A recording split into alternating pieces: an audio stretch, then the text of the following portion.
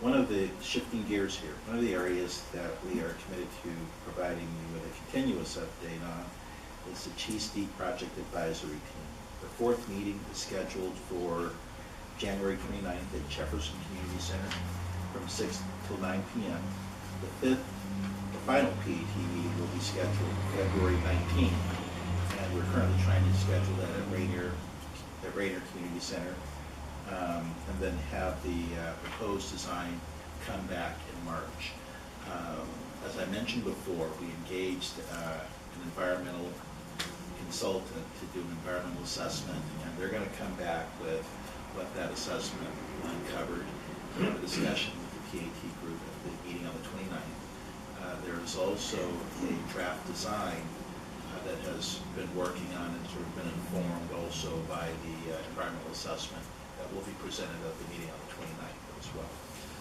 So more work on that continues. And Christopher, I did have a question back Okay. on Cheasty. You talked both about the January 29th and the February 19th. yes, And you said come back with more with recommendations after or related to both those things. Is that ever going to come back here? yes. So what we anticipate is the PAT will make a recommendation on this.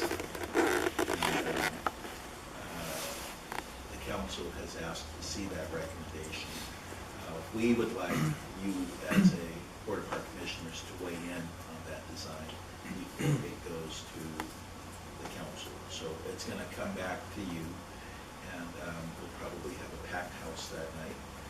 And they will walk through a presentation, and imagine we will probably want to have two meetings, maybe the third. You'll want to have a lot of discussion and figure out what sort of recommendations you would like to make as a result of the design. And I think the other very important part that the council will be very concerned about is the performance measurement criteria for the pilot. You know, maybe that's even two meetings, but it's going to come back here for that discussion. Thank you. Yeah, I wasn't sure what you meant by come back. Yeah, Glad to hear that. it's coming back. Thank you. Other questions?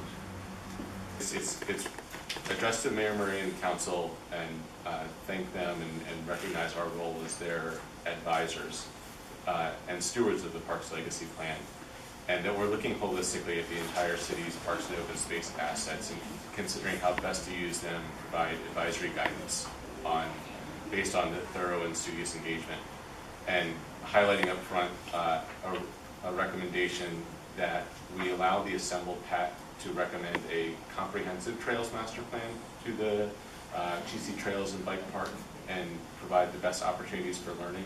I think we as a group had the pilot as something that we wanted to test and learn from, and I think that there's a concern that we aren't going to be able to learn as much in the current way that the project is shaping up, and reaffirm what I think that we had said when we approved the pilot, that there was going to be a citywide moratorium on any further bike trails within any green spaces for the period of the pilot study, that we really want to use this as an opportunity to learn and then study.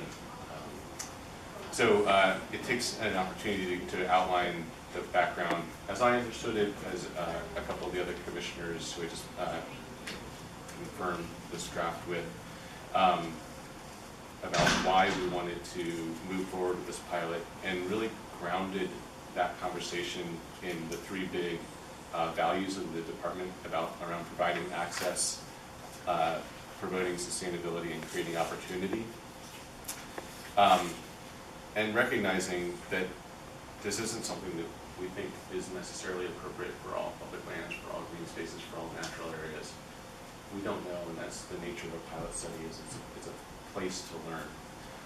And I think that when we approved that pilot study, we thought of it as kind of a comprehensive trails network going through the natural area, and whether or not these different uses could work together, pedestrians, bikes, and the forest restoration. I think that all three of those things in our deliberations came up as really important values. And then the next section is around what we've heard from some unintended consequences coming out of the constraints that were placed on the PAT process. And those are framed as constraining access, and that's by considering only the perimeter trail, which the PAT is doing right now. We might be denying some users the opportunity to use the space, particularly students and parents living in Rainier Vista that are attending Kimball Elementary, and raising a concern from a race and social justice perspective and a safe routes to school perspective. And also a concern about young kids and their parents not finding a perimeter trail that was user-friendly. It's hard to supervise young kids if you aren't within earshot of them.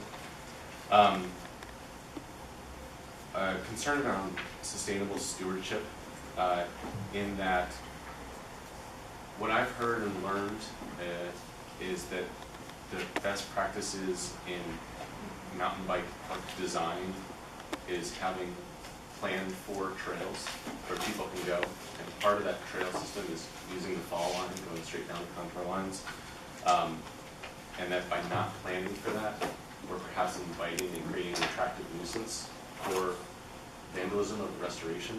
So I would love to see the PAT consider what's the best opportunity to both have those bike trails and to have a ecologically performing forest, a better ecologically performing forest. And then finally, what should probably be an overriding concern is around safety, crime prevention through environmental design, making sure that everyone can see each other, has a safe route through the forest, and also that we aren't creating unnecessary conflicts where pedestrians, bicyclists, paths might create, not just with the perimeter trail, but in future trails. And then making some advice to council about what we might do moving forward. And that really centers around two asks. Is allowing the Cheasty PAT to consider whether it makes sense to look at a comprehensive trail system. I don't know that it does. I'm doing this from the outside. They're really the ones on the inside of it. I don't want to dictate to them. I want them to have the option to have that conversation. But we're paying good money to consultants. We have a lot of blood, sweat, and tears poured over this, and so let's allow that conversation to happen if it's appropriate. And then again, reaffirming our previously stated moratorium or desire for a moratorium on any other biking trails within these green spaces or natural areas for the period of the pilot study. I think we've obviously heard from the community, that's really important, but I also think that it's important for us to restate it here. So that's my pitch. That's the draft letter that I took some time over the holidays to draft up based on the vote of this board, and I hope that we could approve it. Sorry it wasn't passed out here.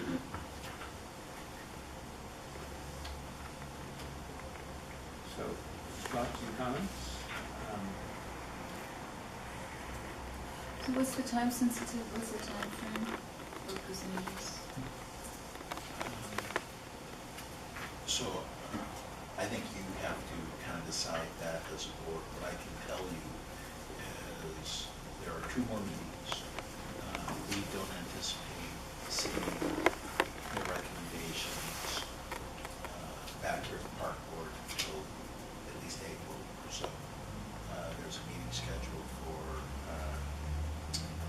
29th of next week, and then there's a meeting scheduled in mid-February, and then about April 1st or so, a vision presentation here at the Board of Park Commission. So there are 2 meetings.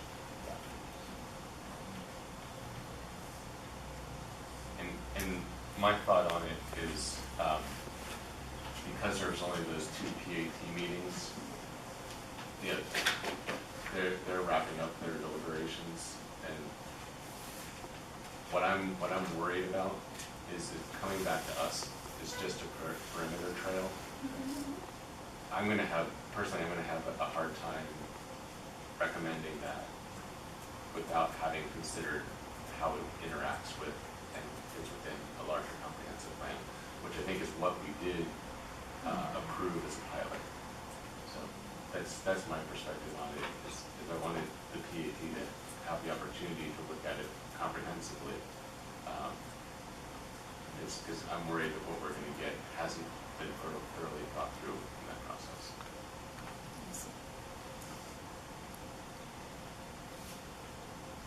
So I've had the advantage of reviewing the earlier draft, and generally, right where you are with respect to wanting to pursue the pilot study and thinking that the pilot project earlier embraced is not going to be accomplished by purely a perimeter trail. And I also believe that the kind of the voices of the people in Rainier Vista and otherwise may not be fully captured in the current work of the path. What I'm wondering is how we get the path productively onto a different path by sending a letter at this point. And I don't know when best to send a letter, whether we take this on as it comes back to us, and that was part of why I was asking whether it was coming back to us, or do we take it on now, asking the council to direct them? And I'm sort of lost on that. I hear you. I'm lost on that too. I recognize, and we all see the emails about people saying that there's a subversion of the process or whatever, and you know, I'm going to have a problem when it comes back, and it's not what I expected the pilot to be. I'd rather raise this concern to the PAT now, so they can think about it, and we'll raise it to the council really, so that they know that there's a concern on the table. I don't know that that's been articulated to them previously. If they're allowed to consider it and they say, you know what, in the end we decided just to do the perimeter trail, I totally respect that.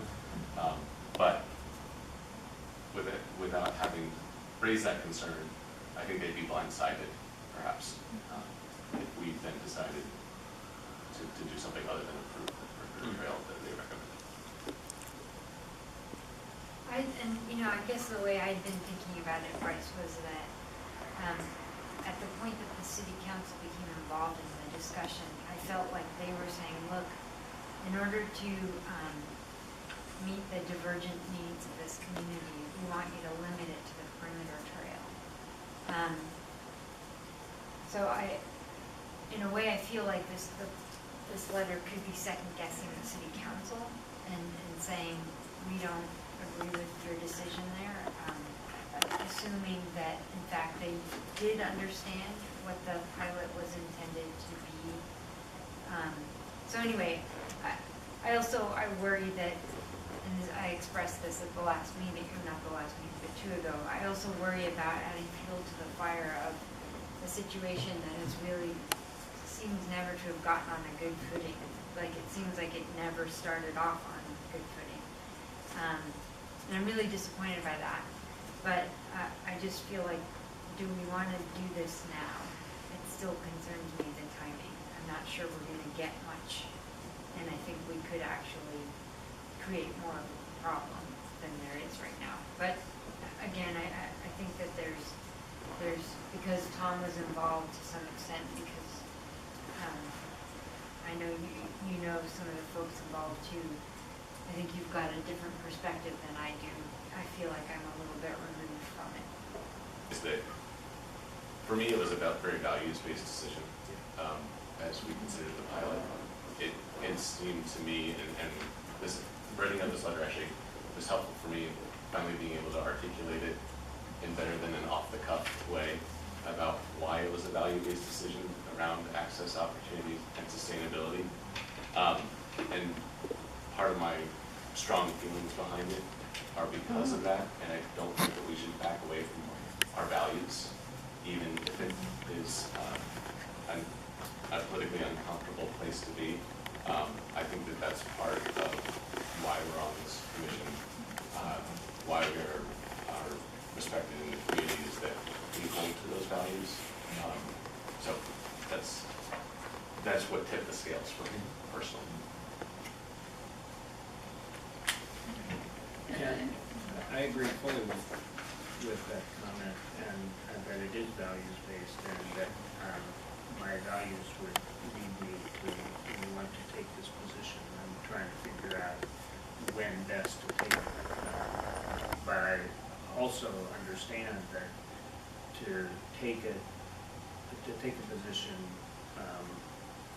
as we described in the letter in March, when the PAT has done its whole job and when the process has come back, is not a very effective time to take it, and would be seen by the rest of the people in the process as blindsiding them. If we expect to have a real voice in the process, and this is a reflection of the values that we hold, then we ought to be probably expressing that voice now. I don't know that we can ask the council to get back to us before February 29th. Yeah, that's a bit of a hangover. I know, it would have been timely, given your first drafts. But I do think it's time to express these concerns into the process. So, I think part of what I'm reacting to, Bryce, is that this letter is so detailed that to some extent what it conveys is that we've been sitting here watching this and we're not happy and we think you should be doing X, Y, and Z, when in fact I feel like the sentiment could be conveyed simpler, shorter, and maybe with less of a heavy impact if it just said something to the effect of, hey, we know we're about to get this. We're a little bit concerned that what's happened over the course of the last year is that what was going to be a pilot, and we fully intended it to be a pilot, of something that we recognized had some controversy, isn't really going to be an effective pilot because it's been limited. And we're sorry to send this so late, but in thinking about it, we realize that better to tell you this now than later when so much work has been done. I don't know, I feel like this is a little bit, and I know you didn't mean it like this, but it's a little bit didactic, and I think it has a flavor that, again, it makes me feel like we are coming in at the end with all those prescriptions, when in fact what we're really wanting to indicate is a little concern about this isn't the pilot that we thought we were going to get. And so to some extent it isn't going to be as useful to us or to them. I think part of the problem we have is that we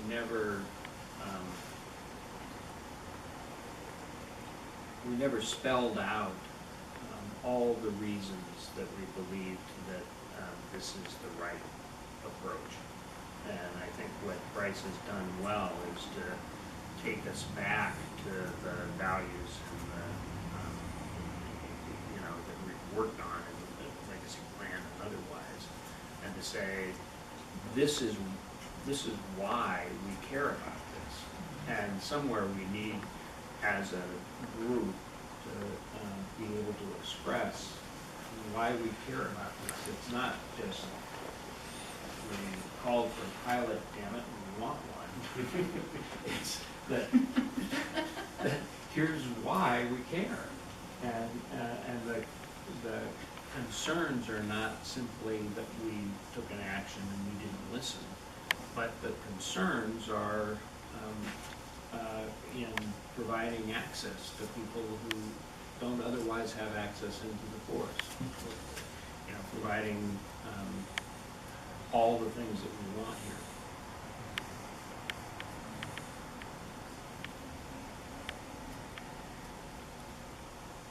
Well, I mean, when you put it like that, then we should send this letter. It does sound That's why I like put it that way. if we're going to send it, Yeah. if we're going to send a letter, we should do it now. Yeah, I agree. If we're gonna send it, if we're gonna raise these issues, better to do it now than to wait till it's done. And frame it in the value-based way that you just did. So, is there a motion to approve in concept a letter going to the council and the mayor regarding the scope of the project that's being evaluated by the Cheasty Pat, and a letter that will express the values that we brought to the decision that we made earlier last January about a pilot program, and that we will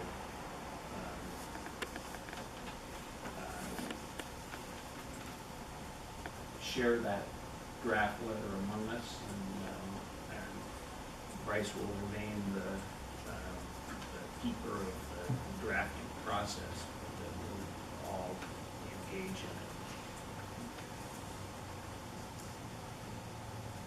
Second. No, I can't make a motion. He's asking for the. But is there a motion to that effect? And then, Am I allowed to move my own motion? Yes. Okay. I'm not allowed, but All right, you are. I will make that motion. Is there a second? Second. All in favor? Aye. I don't vote. Thank you. But I would vote yes.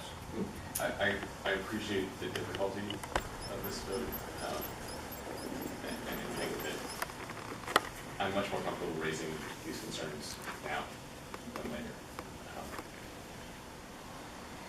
And I hope that something productive comes from it. So we might actually preface, we might say that early in the letter. I think that's a great idea.